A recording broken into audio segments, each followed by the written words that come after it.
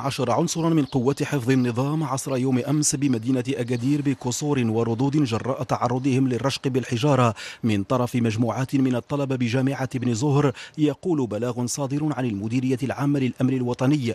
وقد تم نقل المصابين الذين استدعت حالتهم الصحية ذلك إلى مستشفى الحسن الثاني بأكادير. لقينا ليلة الأمس حوالي الساعة 6:15 9 عناصر من الأمن مصابين بجروح خفيفة. تم العلاج ديالهم في الحين.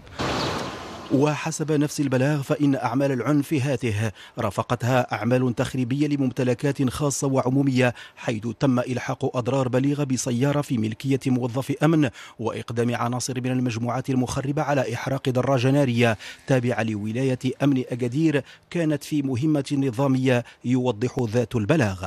الذي وقع بالأمس هو أن مجموعة من الطلبة المنحدرين أساسا من إقليم زاغورا ومعهم طلبة آخرون أرادوا أن يعبروا عن تضامنهم مع حدث وقع بمدينة زاغورا له ارتباط بصراع اجتماعي بالمدينة، وكانوا في الحرم الجامعي وحاولوا الخروج دون ترخيص إلى الشارع العام، فمنعهم رجال الأمن من ذلك على اعتبار أن الترخيص غير موجود. فبدأت مواجهات بالأحجار وكانت أمام كلية الآداب والعلوم الإنسانية تحديدا.